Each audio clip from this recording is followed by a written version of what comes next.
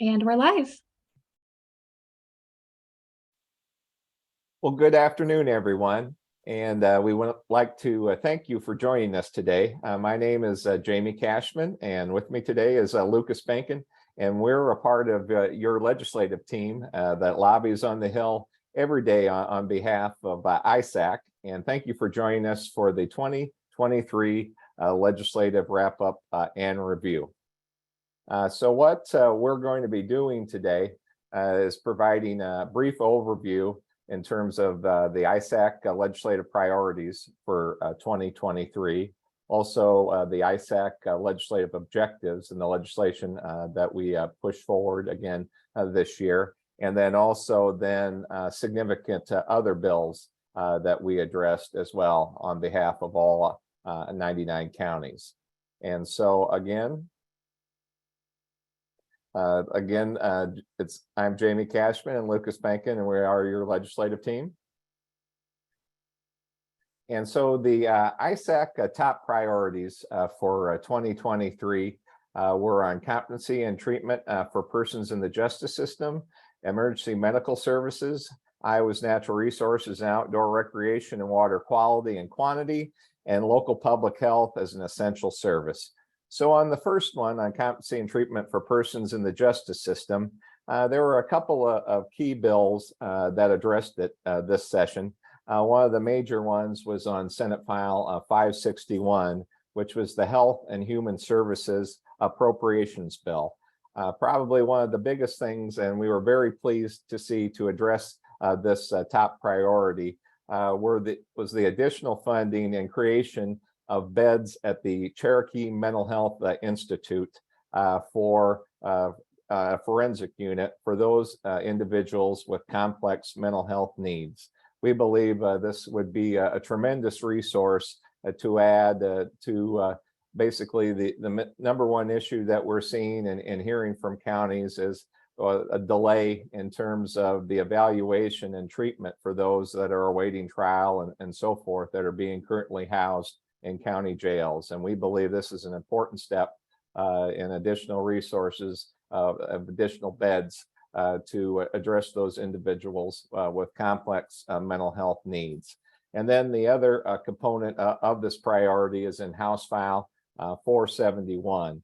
And what this addresses is basically clarifying some issues that we had in regard to the commitment process, in regard to evaluation for those individuals that are awaiting trial and so forth. And this finally addresses something a few years ago that we clarified who was responsible for the payment for the treatment of those individuals. And this clarifies that the mental health regions will be responsible now that the state has taken over funding for mental health through the regions and so forth, that the regions ultimately will be responsible for the cost of those evaluations. The second, on emergency medical services, a couple of years ago, there was legislation that we strongly supported that will allow counties and boards of supervisors to declare emergency medical services as essential county service. And so as counties have moved forward and passed resolutions and ordinances and so forth in regard to emergency medical services, what we have heard from some counties with some concerns that would like to pair up with other counties, like either 4 or 5 counties, to form EMS districts similar to rural fire districts and so forth. And so as we address this priority this session, what we found is we believe at this time that we, under the current law, have the ability to create those districts. And so there wasn't anything addressed specifically in legislation this year, but as we look at this further in the interim, if there are some changes, we will look at that going into the 2024 session.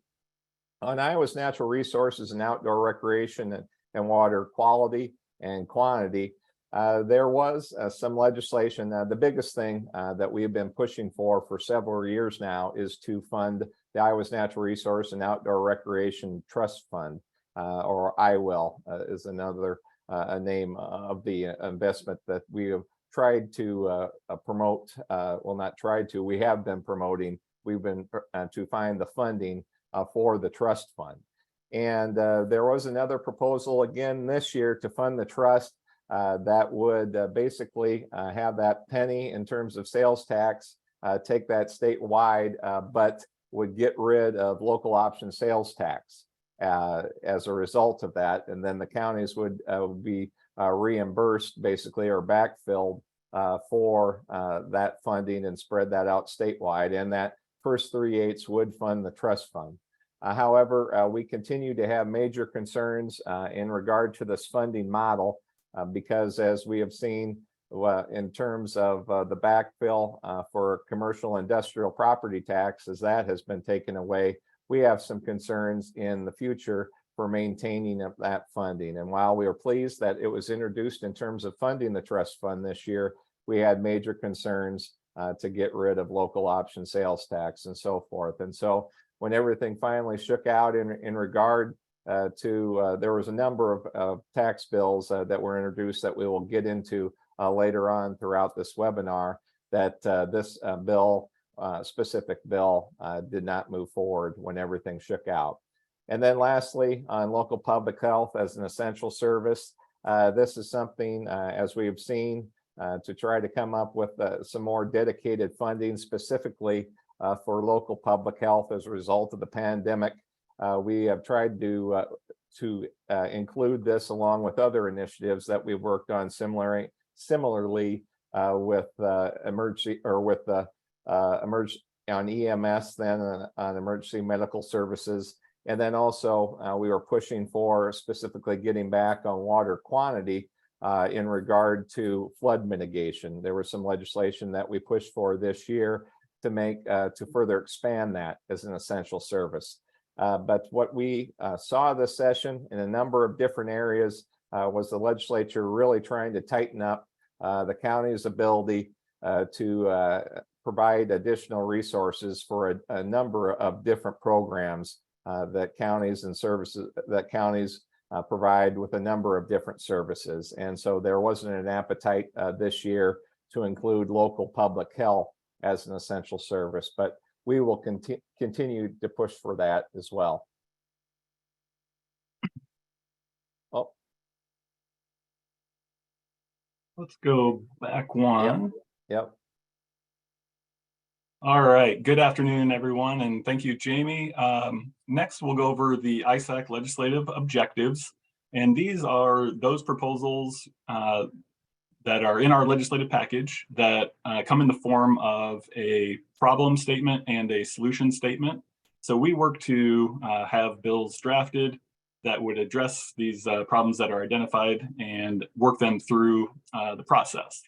So these are all bills that we supported, that we had drafted and worked on this year. So the first is the assessment review timelines following a disaster declaration. This proposal came to us from the assessors and was signed by the governor. This gives a little bit more time following those disasters to the informal review process for the assessor, the board of review process, and most importantly, for those property owners that could have been affected, giving them just a little bit more time for that assessment review and protest period. And again, that was signed by the governor this year. Certificates of title came to us from the treasurers. We've been working on this for a number of years. And this is basically the cross-county titling to authorize individuals to do their vehicle titles, the initial and renewals across counties. And the biggest hurdle that we've had is that this also includes fee increases. So, getting legislators on board with fee increases has proven to be a challenge.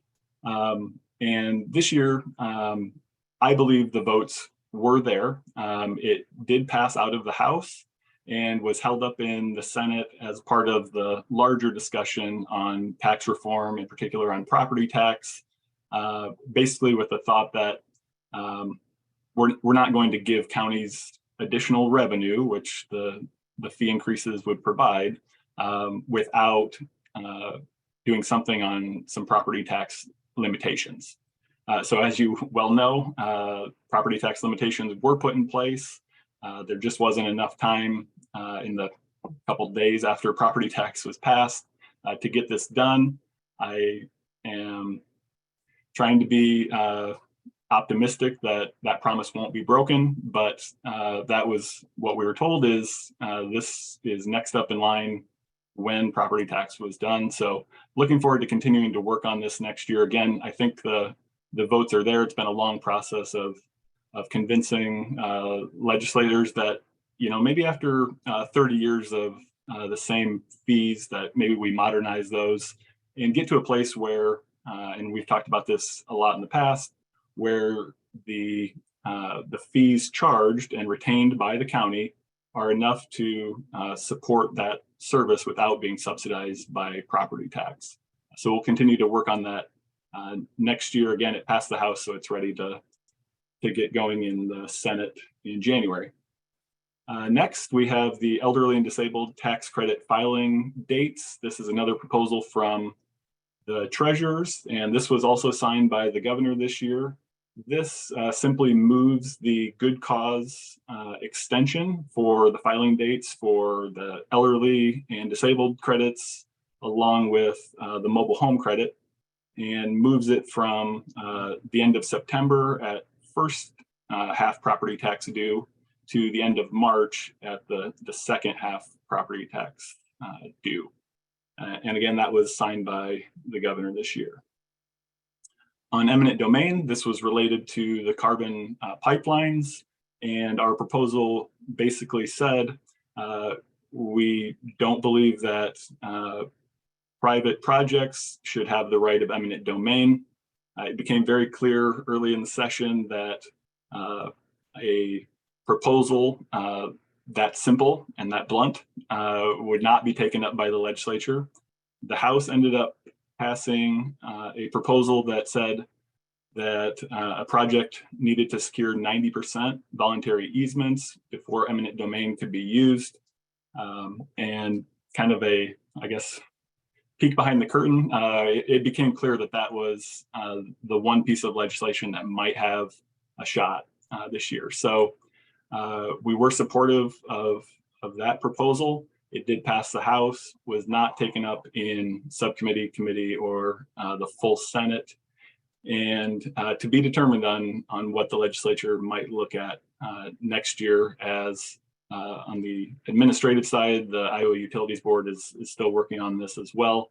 So to be determined on that. The non-resident driver's license issuance and renewal.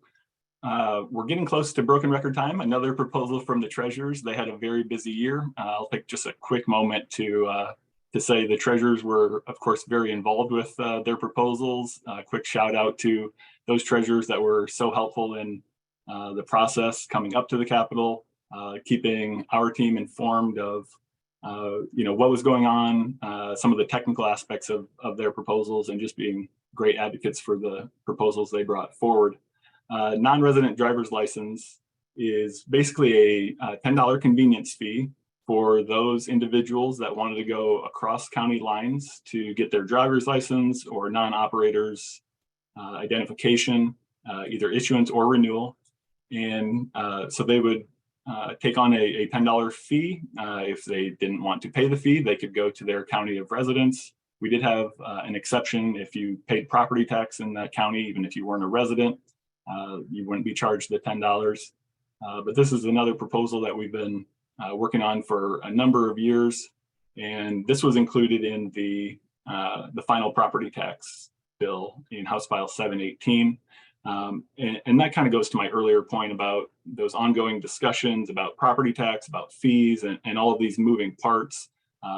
So those ongoing session-long discussions resulted in this being one of those items that was included in the property tax bill that was not directly related to property tax. But those counties with a lot of out-of-county folks renewing or getting their driver's license can see a little bit more revenue, and that will get to a point where it's getting closer to covering the cost of providing the service instead of relying on the property taxpayers to subsidize it. Parcel splits and combines came from the treasurers, and we're going to continue to work on this. There were some issues with the definitions and using, I guess, using terms such as splits and combinations and making sure that that's consistent with other definitions throughout code. And so this was discovered kind of late in session, and we ran out of time to get this moving, but it is a relatively non-controversial bill once we sort out the definitions and exactly how it would work.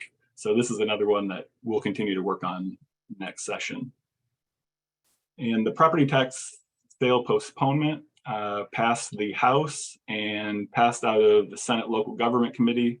It's in the Senate Ways and Means Committee, and we'll continue to work on that next year. Speaking of broken record, I apologize, but this is one that, again, you know, we continue to work, we continue to explain to legislators what we're trying to do.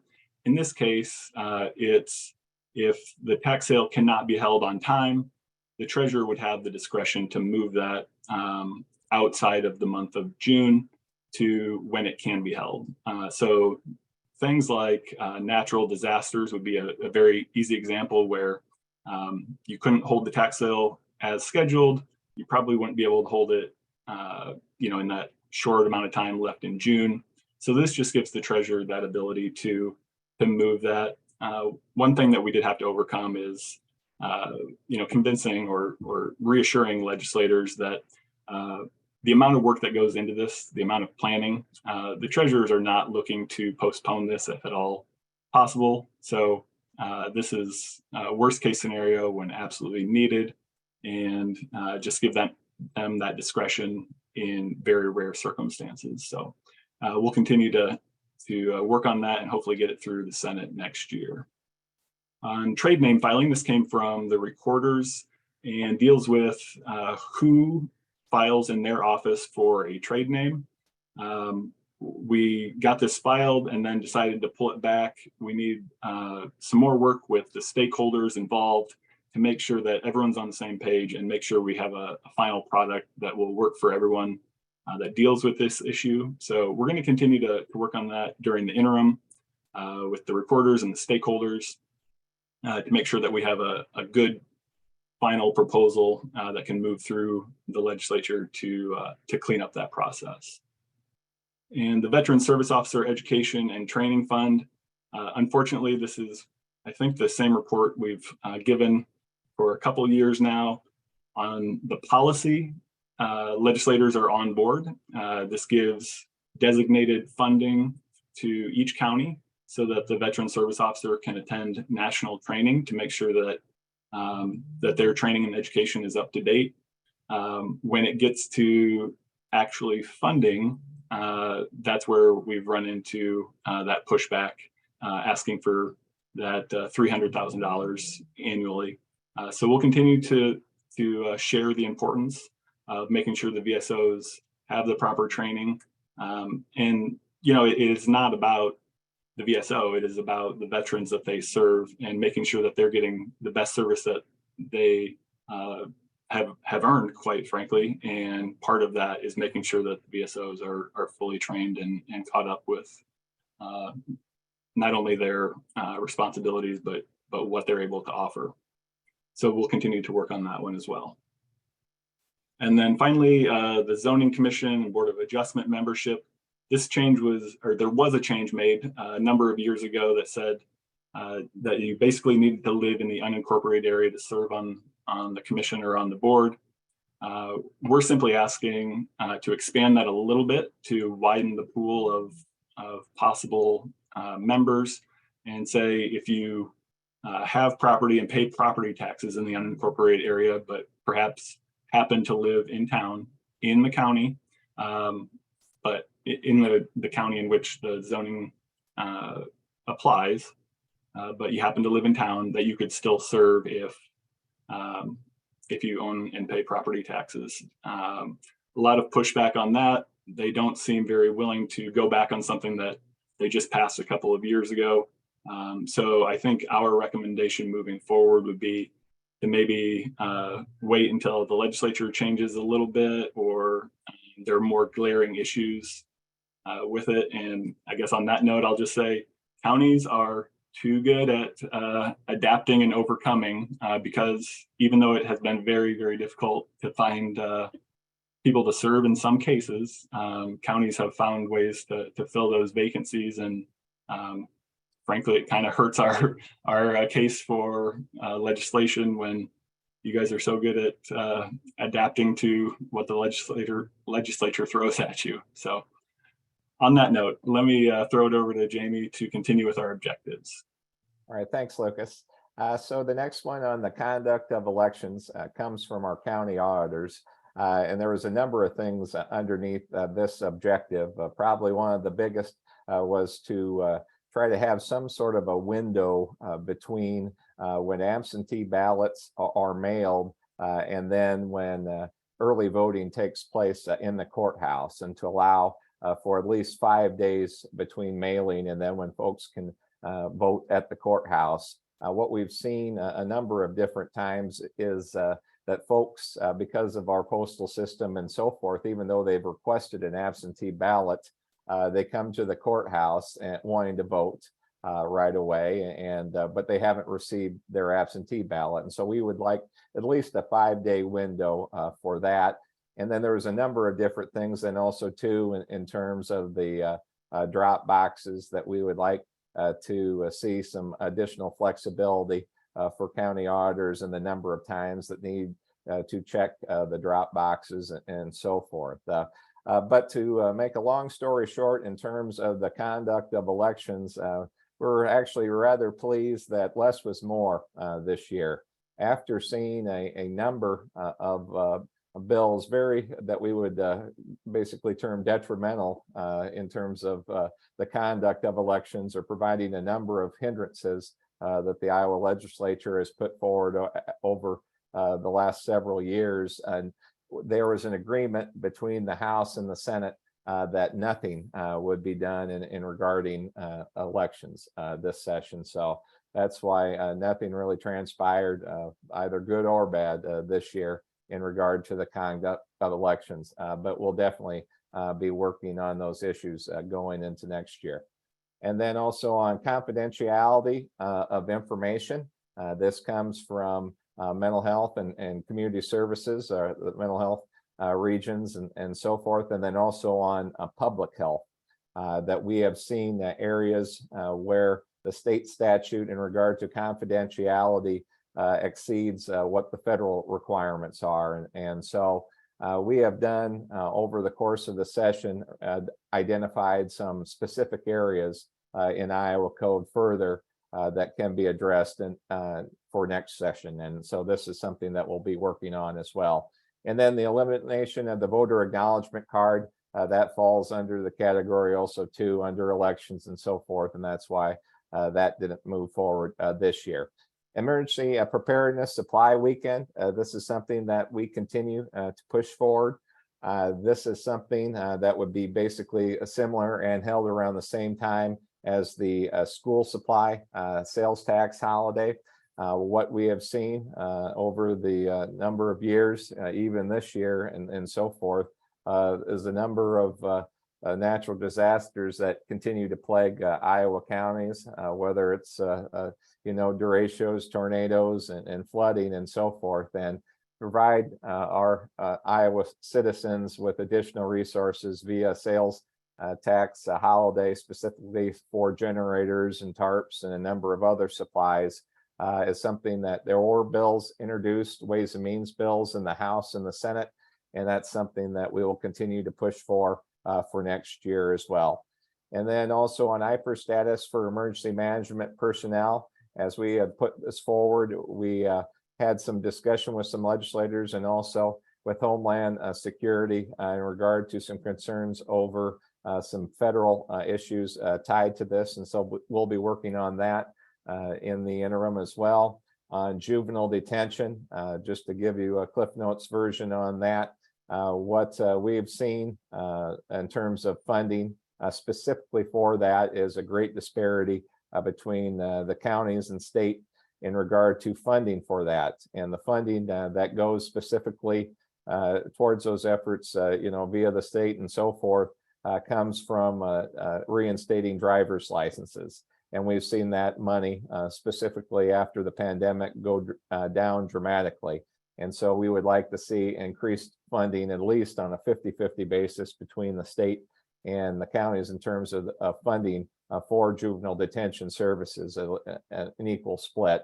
And so we did make progress. Well, right now, that funding from the reinstatement of driver's license comes from a pass-through through the Iowa Department of Health and Human Services. And we had some great talks this year in terms of having that go through the justice system approach spell.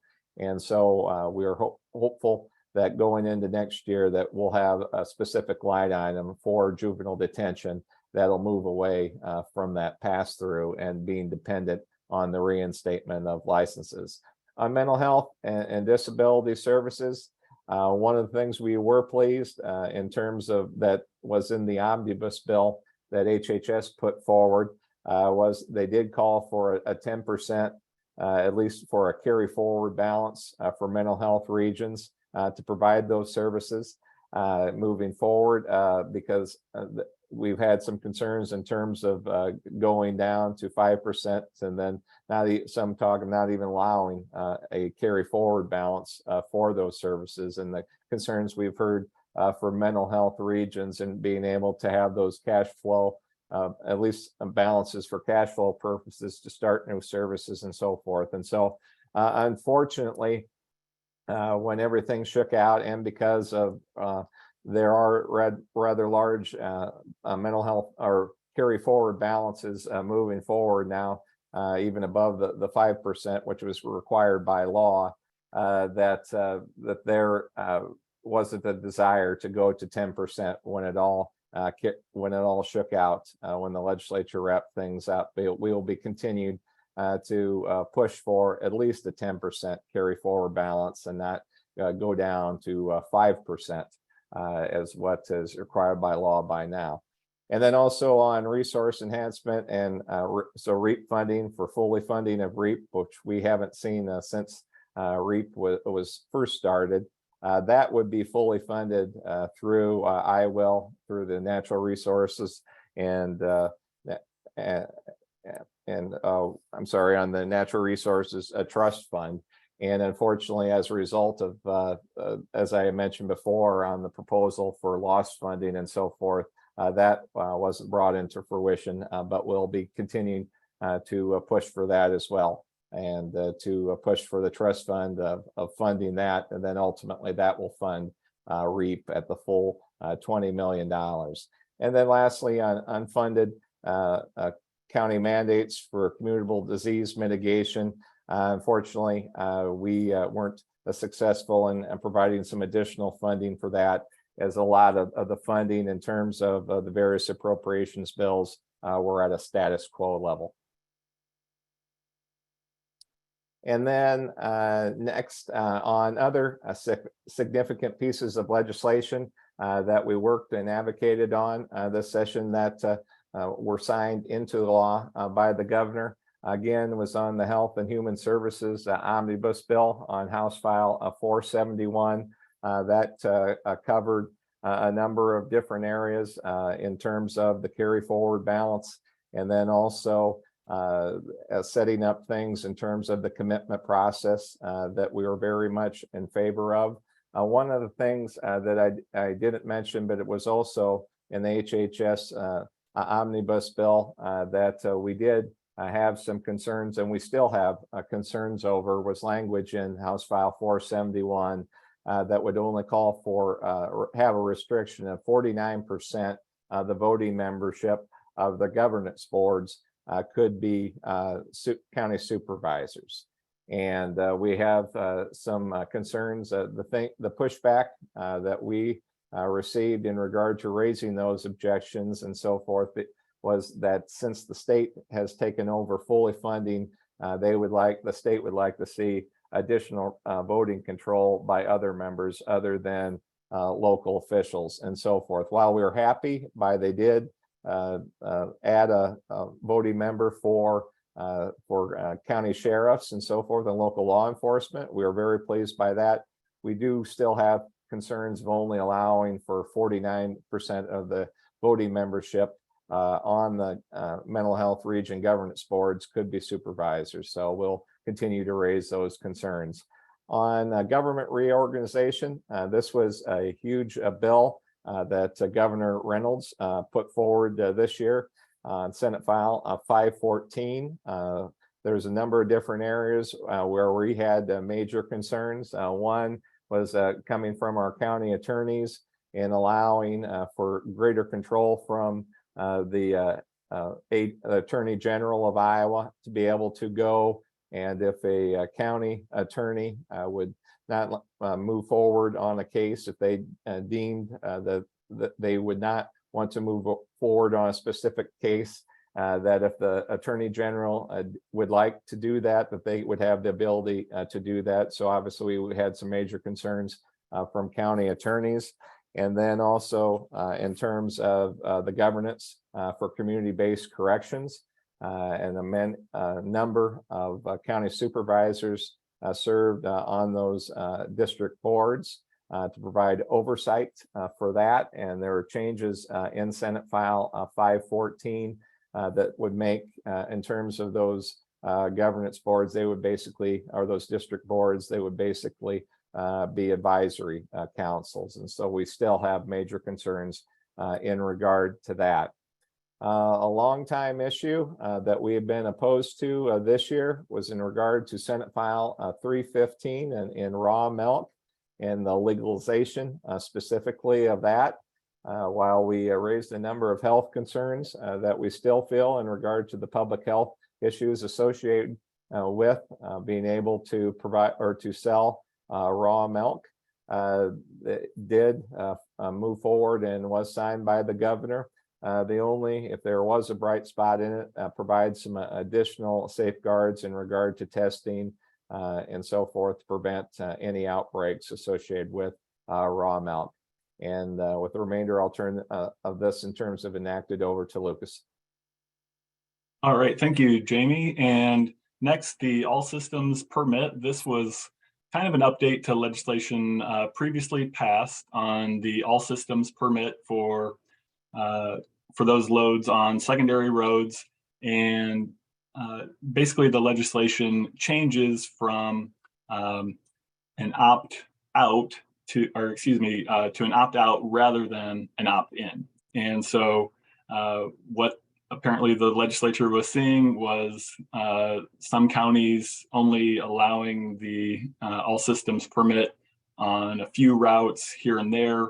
The legislative intent a couple of years ago was that this would be countywide in every county. So they clarified that to get to their intent, even if we don't necessarily like that. But what they accomplished was to say, if there are routes, if there are roads where it's not applicable or where there's a reason and they can justify why those vehicles should not be on a given road, they can report that to the Department of Transportation, and those routes would not be included with the routes that the permit would allow vehicles to travel on. So again, getting to legislative intent. And so we were active in those discussions to figure out exactly what they were trying to accomplish. And it became clear that they thought they were doing one thing a couple of years ago and just kind of cleaned it up this year. Senate File 181 on the residential rollback was in response to a mistake that was made on how the rollback for residential and multi-residential was calculated last year. The valuations that counties and other local governments received were inaccurate because of the calculation not being done correctly.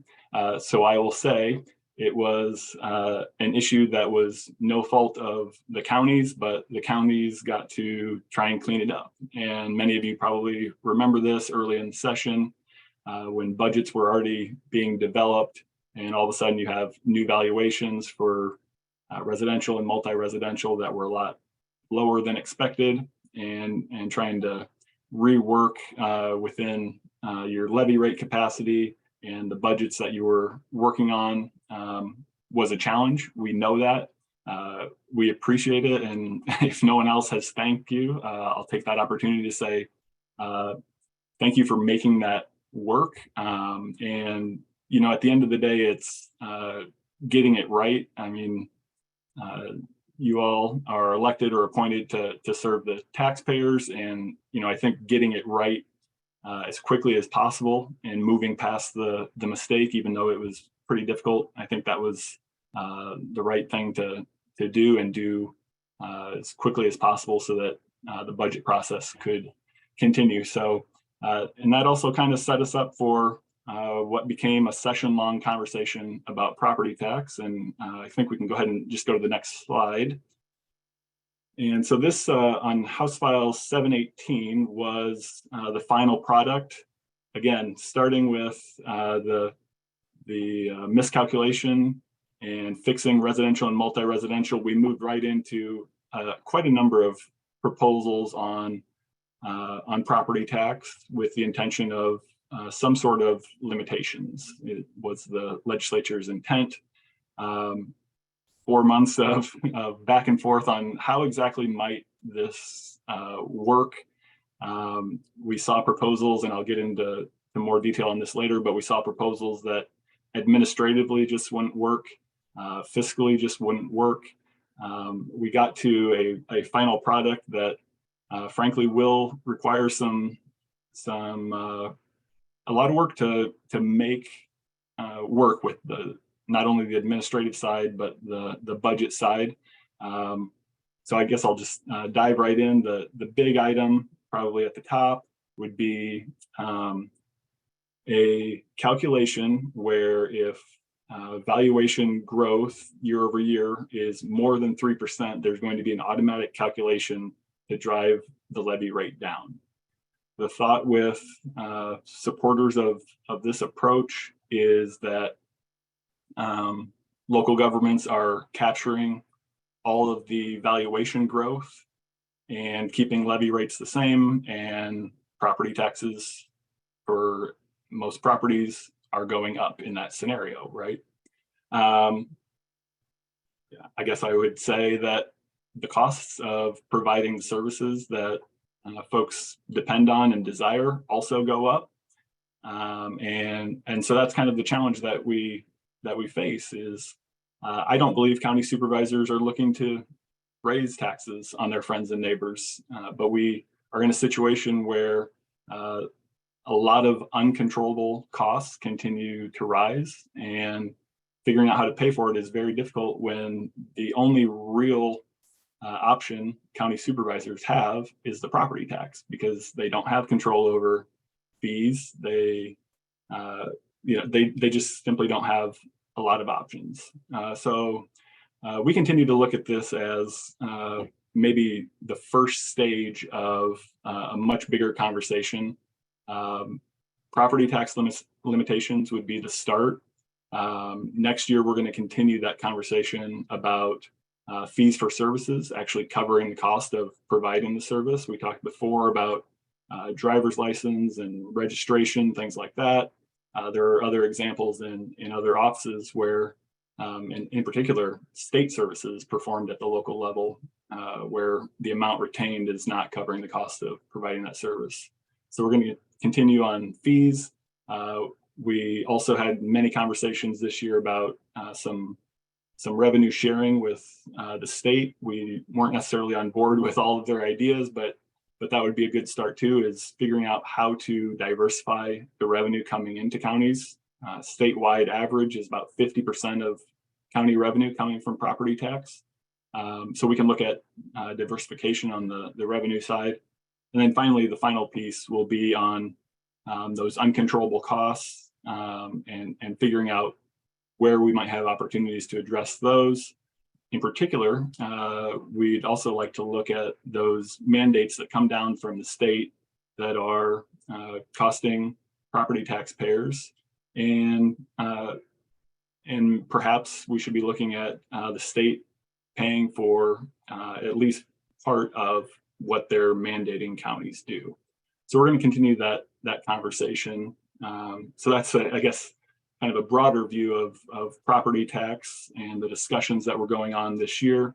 I'm just going to go very quickly through the rest of the bullet points on what this did.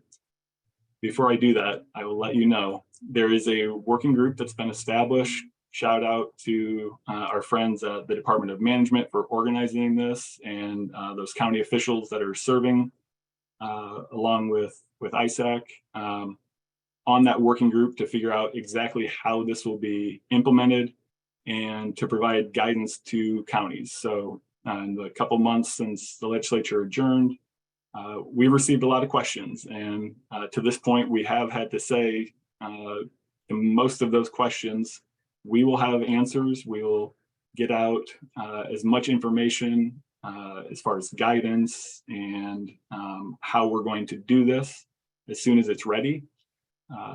It's very important.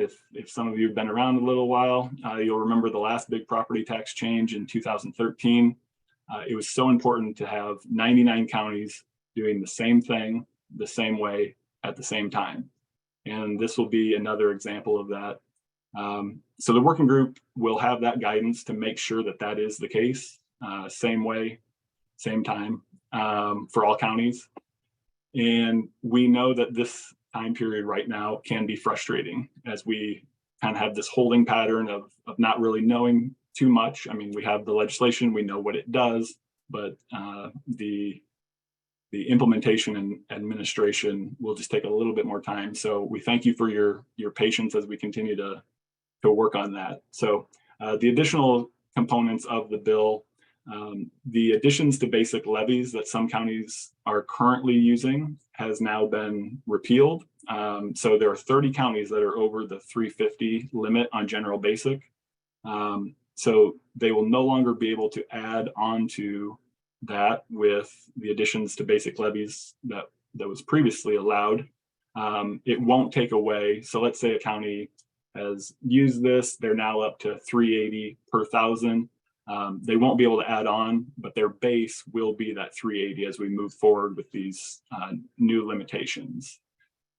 Additions can still be used if voter approved.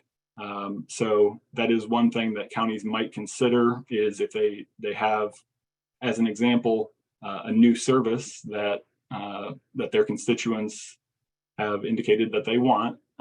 You might be in a situation where you have to ask the voters for additional levy authority to pay for it. So that is a little bit of a change. The Board of Supervisors won't be able to automatically do that, but if it's something that the voters are supportive of, then they can approve that at election. A couple additions and expansions of exemptions.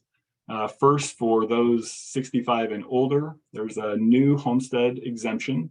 This is in addition to the homestead credit. And as you know, exemptions are taking the taxable valuation off the top. When fully implemented, this will be $6,500 for those 65 and older. The filing deadline for that was July 1.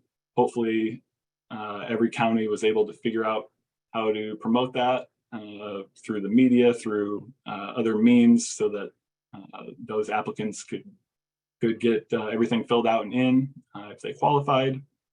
And again, that'll be a 2-year phase in, but when it's phased in for those 65 and older, it'll take $6,500 of valuation off the top.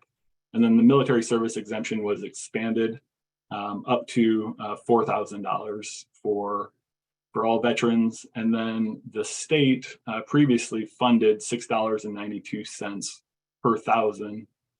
They're no longer funding any of that exemption. So that will be absorbed by the locals. So combining those two for all jurisdictions and all local governments, it'll be a little over $50 million that'll have to be absorbed.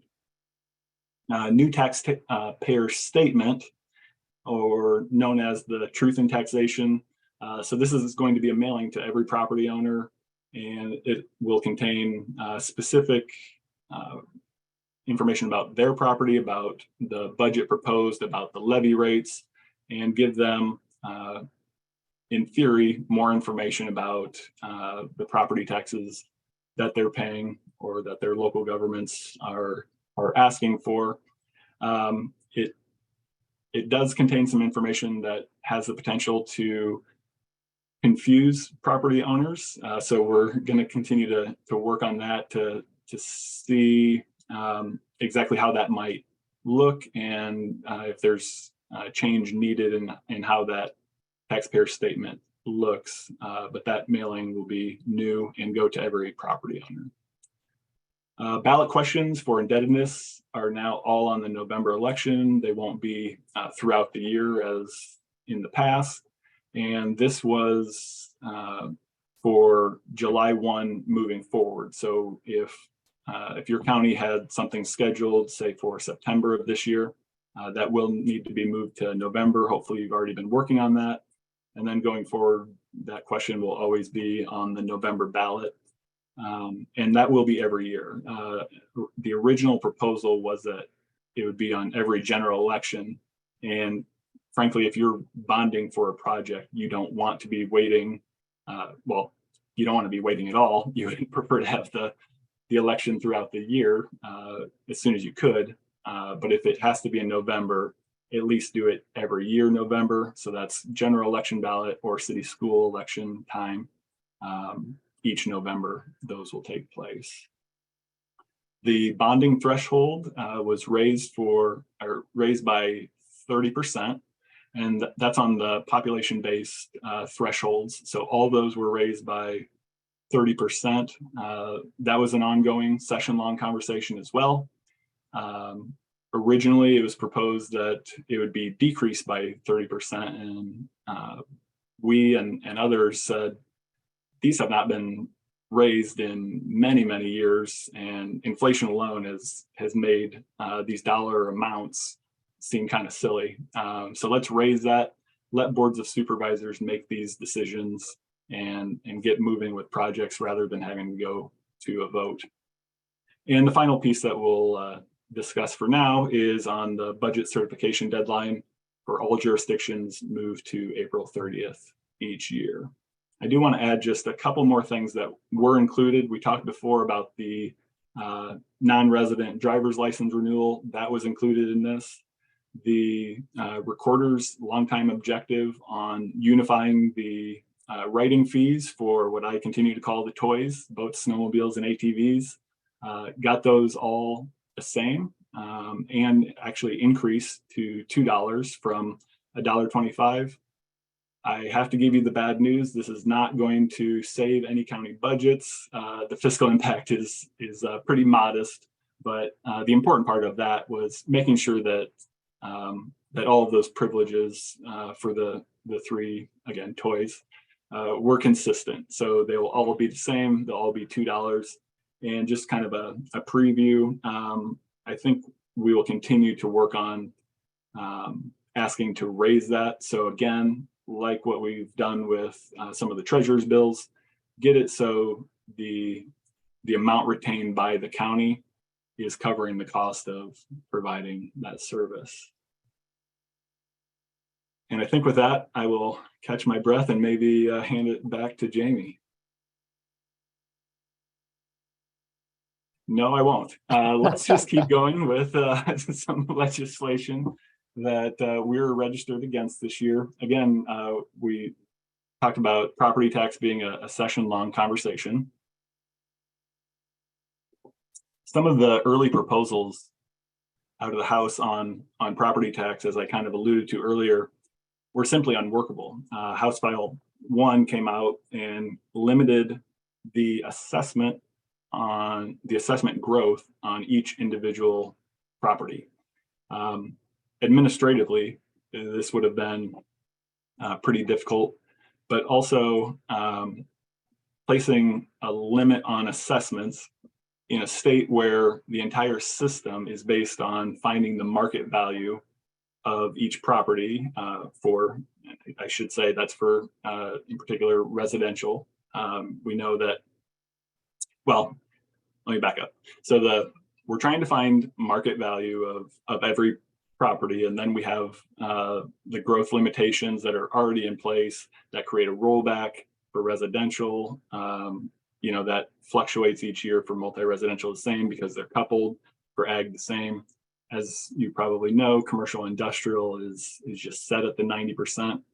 So all of that to say, our entire system is trying to find the market value of most property, and so limiting assessments on each individual property would not work. A later proposal out of the House limited the increase in the property taxes payable by each property owner. So this would have been a combination of all taxing jurisdictions figuring out how to come up with levy rates and budgets so that, and I believe the limit was 3%. So no one would pay more than 3% more than previous year. Again, administratively, just a nightmare and not the best way to get at some property tax limitations. So we were registered against those ideas. And, I guess in that context, we're fortunate that we moved more towards looking at levy rates rather than assessments or individual tax liability. Moving on, county compensation boards, again, a session-long conversation, and actually a multi-year conversation. It seems that for quite a number of years now, we've seen those proposals to abolish the county compensation board. We have a strong policy statement on that says we're going to maintain the compensation board. This year, it seemed like there could be some traction, so we pivoted and said, well, one, we need to keep the compensation board, but if there seems to be this perception that there's a problem, then we need to work on improving the compensation board rather than getting rid of it. So that was a long conversation. Ultimately, nothing was passed, but we do have a bill as amended that included a lot of our suggestions on trying to improve the system.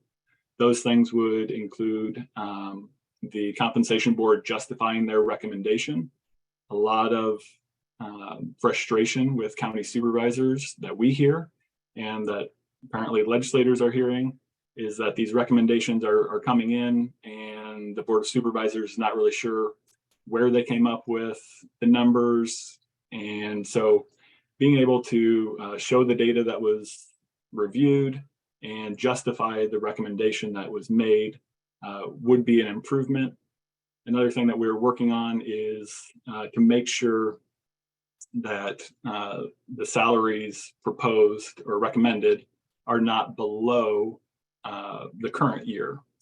So there's some thought that, as an example, we'll just go with the auditors. So a new auditor comes in, perhaps appointed or elected and maybe not from the office. The old former auditor retired after, let's call it 20 years. So then the mindset starts to look like, well, why would we pay someone that's just coming in the same as someone with 20 years experience? And what's really important to remember in that case is that this is about the position, not the person. So we're setting a salary for the position, in this case of county auditor. So we wanted language in there to ensure that that we wouldn't have reductions. That was the example of a new person coming in after the retirement of a long-serving county official was kind of the example. But we want to make sure that it's about the position, not the person, not their particular background, experience, things like that. If 50% plus one of those voting think they're good for the job, then their position is continued to be paid at the same level or more in that case. Moving on to stormwater management. This was a new proposal this year dealing with counties and cities regulating stormwater, in particular on runoff. the original proposal that passed the Senate basically said that counties and cities cannot regulate this runoff around developments in particular. I think the House was working on some amendments and looking at maybe figuring out something that wasn't as extreme, but we were registered against this. We were involved in those conversations about this is not something that should be a blanket statewide thing, because as it turns out, water behaves differently in different jurisdictions throughout the state. So it's those local decision makers that are figuring out how to handle their stormwater management. And it's really those county supervisors and, going further, some city councils figuring out what sort of regulations they might want to have based on the individual unique circumstances of their jurisdiction. So we'll continue to be opposed to that, and it will come up again next year, and we'll continue to be opposed. Yeah, Lucas, did you want to touch on supervisor district plans? Well, yes. Or I can too. No. So Jamie, I hesitated because this was another one of our session-long conversations that was a little frustrating. But yes, I unintentionally skipped over supervisor district plans. So this is a returning proposal, basically calling for the top. It started off as the top 10 counties in population must use Supervisor District Plan 3. And Supervisor District Plan 3 is equal population districts, vote in the district, live in the district. So of the top 10 in population, this would affect 8 counties. That would have to change. It would affect all 10 because it's actually the top 2. Polk and Lynn currently have District Plan 3, but they wouldn't be able to change from that.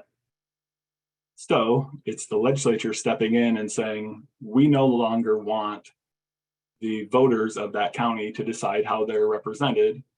We're going to decide as the legislature how they're going to be represented.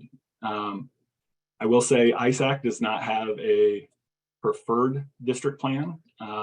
We simply have the position that this should be up to the voters of each county to decide how they're represented. That's unique and special that they get to decide that. And that should rest with the voters, not the folks in Des Moines trying to make decisions for just a few counties. And when I say just a few counties, the proposals moved through the session from top 10 to top 5 in population. And then it was discovered that maybe that didn't catch some counties that they were targeting. And then the final proposal was just those counties that have a Regents University. So that would be, well, obviously it would be Iowa City, Ames, and Cedar Falls in Black Hawk County, Story County, and Johnson County. So very targeted, very intentional. And so we continue to push back on that, trying not to get into the politics of it, but basically just saying this should be up to the voters of each county to decide how they want to be represented. All right, thanks, Lucas. Lastly, on this page, on elections, while I had mentioned earlier, while there wasn't any significant legislation involving on the conduct of elections this year, there were a number of different bills that we opposed that would require some additional requirements on county auditors as the commissioners of elections, involving in terms of updating the voter rolls, and then also involving providing voter information that we ultimately deemed could take away the ultimate right to have a secret ballot here in Iowa and throughout the United States. And so while nothing was done this year, we were pleased specifically on those bills that nothing affecting the conduct of elections on those issues move forward. So a comment on other legislation, these are bills that ISAC was registered undecided on. Lucas and I get a common question from members often in regard. So what do you do if you have a difference between affiliates in regard to a piece of legislation? And so our stance has been historically and will remain this way, that if there is a difference in affiliates, that we register undecided. And so one of the bills that was also there were several bills actually involved emergency management in regarding the levy, and that provides property tax funding for emergency management services. And then also in regard to the commission itself that provides the governance. And while we had the differences in regard to our emergency management association affiliate, and then also from county supervisors in regard to the certification of the levy, and then also on governance, that is why ISAC was registered undecided a number of the different bills that were introduced this year.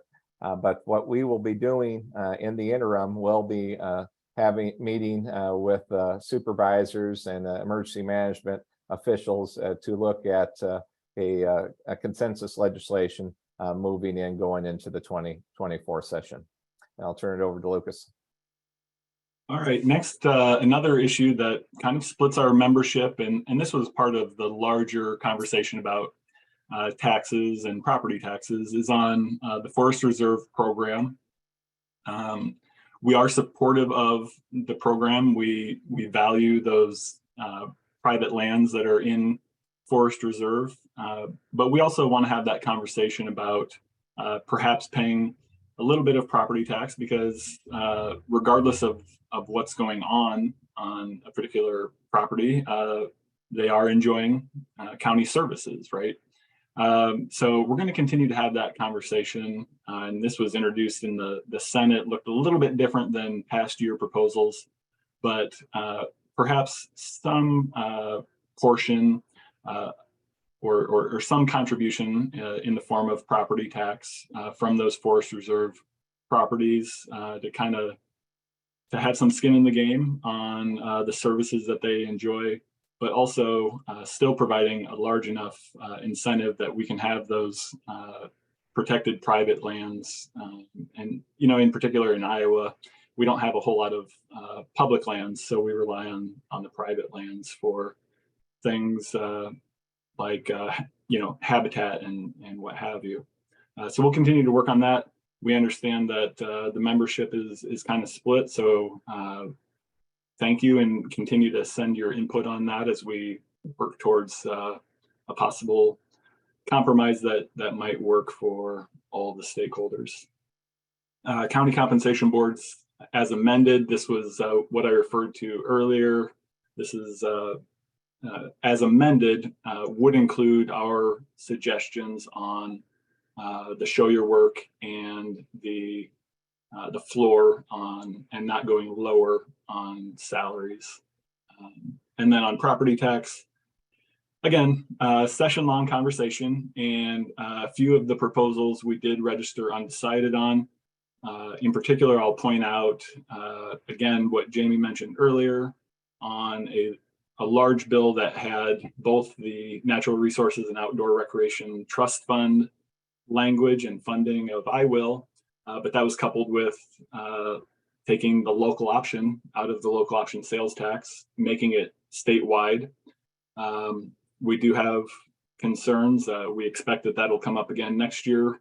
We'll continue to express that. And we would want to ensure that that the funding would not go away, right? Jamie mentioned before, I think counties have very good reason to be skeptical of these funding promises when we're just a couple of years removed from a broken promise on the commercial industrial backfill. So we do need to have the state, you know, make some effort towards rebuilding that trust before we would get on board with some of their ideas on cost sharing. I would say they did take a hard look at this and figure out a way to not only do a statewide sales tax that would be passed through to the locals, to all jurisdictions, even those that don't currently have a local option sales tax, but then they also threw threw on an additional, it'd be 40 and then down to 25. Let me say it a different way. It'd be 1/4 of a cent that would go to local governments, and that would be cut out of the state's portion of sales tax right now. So it would go into their 5 cents and take a 1/4 cent for the locals. So we'll continue to work on this as well. That would get to our objective to diversify revenue, but as it was presented this year, we're just not on board yet with the idea that they came up with. So to be continued on that as well. All right, thanks, Lucas. So some additional information we wanted to provide you that we have put out earlier as we are doing additional work here now in the interim, gearing up for next legislative session, is what the Iowa Department of Health and Human Services is doing in regard to the service delivery assessment. And they're working with a consultant company, Health Management Associates, HMI, to study the delivery of health and human services in Iowa. And you should have received information last week in regard to a number of the public hearings that they're having, town hall, and then virtual meetings seeking stakeholder input in regard to this proposal that they're ultimately going to come up with in terms of recommendations to the Iowa General Assembly for next session. And this covers a number of different areas that counties are heavily involved in terms of public health, environmental health, mental health regions, among others. And so if you haven't been contacted specifically in those areas by HHS in regard to that, please reach out to us. I know they're going to be doing a number of stakeholder interviews coming up here at the end of this month, going into August as well. And so your input is greatly needed. And then also we provide for you below additional information that's located on the website. But this is kind of an ongoing process in terms of as they've created the new Department of Health and Human Services. This basically is the next phase. As I described earlier in regard to the omnibus bill on kind of that phase one and so forth, and what they're interested in doing, this would be that second phase and so forth. And so please reach out to us if you have any additional questions or feedback on that. And so next, just to briefly go over the 2024 legislative process, priorities process development. So our legislative policy committee, which consists of 2 members of each of all of our affiliates, will be, and it's chaired by ISAC's second vice president, will meet for the first time on August 1st, a day before our annual conference. And so that first day will be when we will be reviewing all the proposals from all the various affiliates, and then also from individual members as well. And I know a number of the affiliates have already met during the summer and coming up with their legislative package. And so we look forward to continue these discussions formally when the LPC meets for the second time, or for the first time, on August 22nd. And also finally, one final reminder is the proposals are due, individual proposals and from the affiliates as well, on August 1st. Then after the first meeting on the Tuesday before annual conference, the LPC will meet for the second time in late September and approve the legislative package. Basically, what they will do is come up in terms of what our legislative objectives will be for 2024. Out of those objectives, they will select typically 4 to 5 of those to become our legislative priorities for 2024. And so based on those recommendations and so forth, we'll again in October go through the online voting by the full ISAC membership. And then in November, based on that feedback, the ISAC Board of Directors will ratify the member vote and then formally set the top priorities for 2024. And then from that, Lucas and I will then be meeting with key stakeholders, key committee chairs, and then also legislative leadership to talk about our legislative priorities for 2024. And so with that, we do have some time for some questions. We have that Q&A or in the chat below. If there are some questions, please ask us at this time. Okay, yes, and another one. Thank you, Jan. HHS is also planning to create a survey that will be going out no later than July 17th, with the responses due in 12 weeks. So yes, thanks, Jan.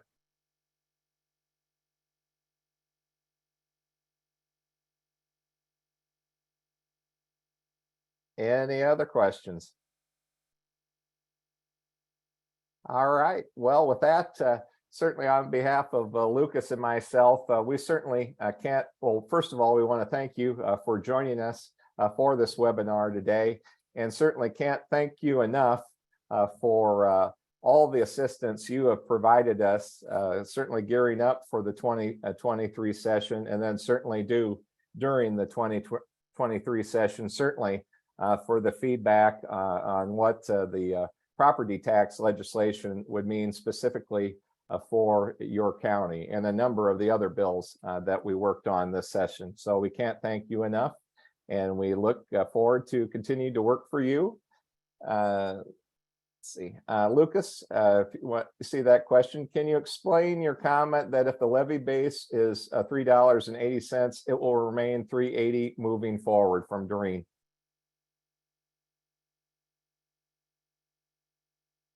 Good question. So we have currently 30 counties that have exceeded the $3.50 limit on general basic. So they've used the additions to basic levies, and it lays out, or did lay out in Iowa code, how you could exceed your $3.50. So for those counties that are currently over, when you're looking at the base year levy rate, you'll still have, in the example I gave, the $3.80. And then if your growth is greater than 3%, the calculation will kick in. And